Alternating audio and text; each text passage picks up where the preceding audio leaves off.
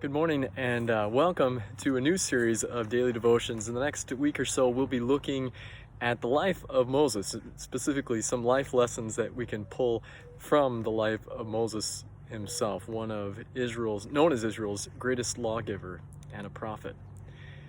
Now, throughout the Old Testament, we catch glimpses of Jesus through the lives of his people, and probably nowhere is this more true than in the life of Moses himself. When you look back at some of the other notable figures in the Old Testament, we do see glimpses of what God was going to be doing through the redeeming work of his Son, even all the way back there. And so we look at David, and David points us forward to a greater shepherd king who is to come.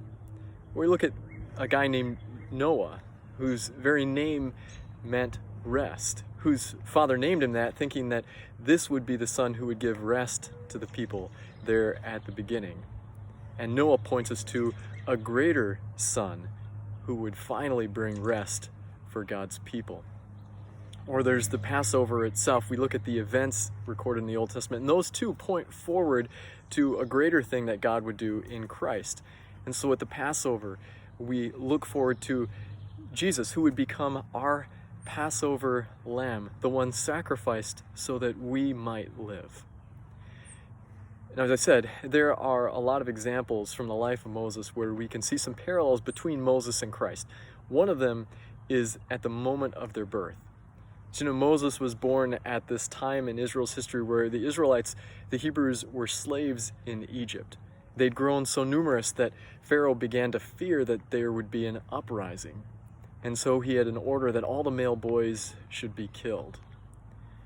The same way, at the time Jesus was born, when Herod heard about the birth of this new king, he had all the baby boys killed in the surrounding town of Bethlehem out of fear.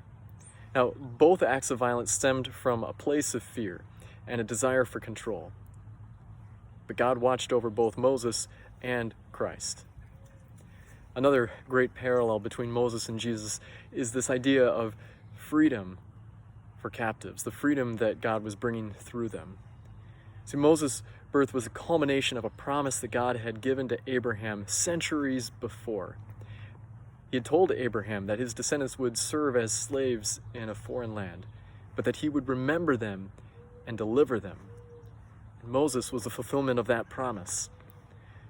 Jesus' birth is a culmination of the fulfillment of all God's promises for rescue and deliverance. From the beginning in Genesis 3, where God promised that there would be a seed from Adam and Eve who would crush the serpent's head, through the time of the prophets. Just as Moses led Israel to freedom, Jesus led us to freedom. If the Son sets you free, you will be free indeed. So I hope you enjoy the next couple days of devotions as we look at the life of Moses more closely and we see how he points us to Christ. Have a great day.